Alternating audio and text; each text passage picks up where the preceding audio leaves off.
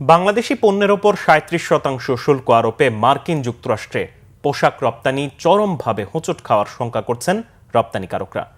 অর্থনীতিবিদরা বলছেন, ট্রাম্পের বাণিজ্য যুদ্ধের নেতিবাচক প্রভাব পড়বে পণ্যমূল্যে।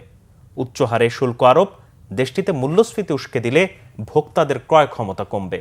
এর ফলে দীর্ঘমেয়াদে ভুক্তভোগী হবে বাংলাদেশ।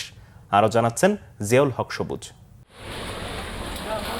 বিশ্বের বিভিন্ন দেশে যত পোশাক রপ্তানি হয় তার প্রায় ৫০% যায় ইউরোপের দেশগুলোতে। একক দেশ হিসাবে সবচেয়ে বেশি ১৯ ভাগ পোশাক রপ্তানি হয় যুক্তরাষ্ট্রে।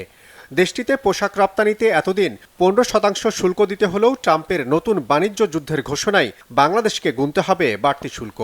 আমাদের প্রায় ১৭% ট্যারিফ আমরা দিতাম, তার মানে কিন্তু আমাদের অ্যারাউন্ড 54% ট্যারিফ এখন হবে।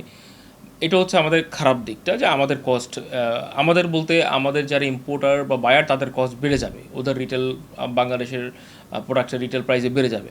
আর একটু পজিটিভ সাইডটা যদি আবার দেখি, যে অন্য কম্পিটিটর যারা আমাদের আছে তাদের সবারও কিন্তু ট্যারিফ কম বেশি বাংলাদেশের বেড়েছে। চায়নাতে বেড়েছে 34, ভিয়েতনামে 46, বাংলাদেশে 37, ইন্দোনেশিয়ায় 32 এবং ইন্ডিয়ায় 26।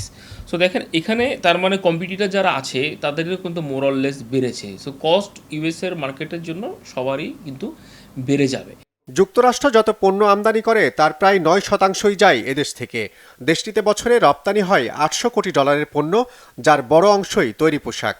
ডেফিনেটলি আমাদের জন্য এটা মানে এখনও যদি আমরা ওদের সাথে একটা নেগোসিয়েশন করতে পারি বা ওদের যে প্রোডাক্টগুলো আছে সেগুলো যদি আমরা ট্যারিফ কমায় আনি, ইমিডিয়েটলি অ্যাক্ট করি, তাহলেও কিন্তু আমাদের এখানে কমানোর সুযোগ আছে।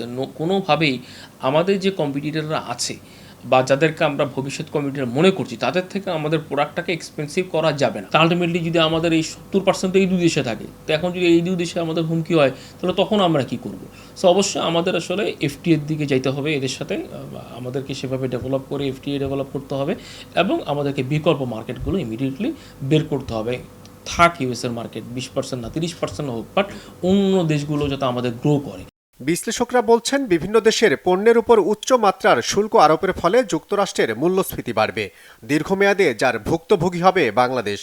এখন যে পরিস্থিতি তাতে আবার একটা নতুন এক ধরনের মেরুকরণ হচ্ছে। মার্কিন যুক্তরাষ্ট্র যেমন অন্যান্য দেশের উপরে উচ্চ শুল্ক আরোপ করছে, অন্যান্য দেশও মার্কিন পণ্যের উপরে উচ্চ শুল্ক আরোপ করছে।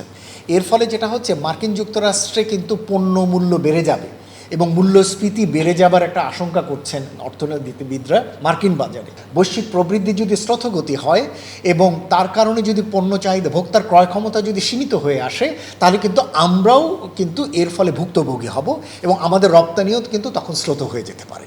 রপ্তানিতে প্রতিযোগিতার সক্ষমতা বাড়াতে একক দেশের উপর নির্ভরশীলতা কমানো এবং দ্বিপাক্ষিক বাণিজ্য চুক্তির তাগিদ দিয়েছেন বিশ্লেষকরা। জিয়াউল হক সবুজ, বাংলাভিশন, ঢাকা।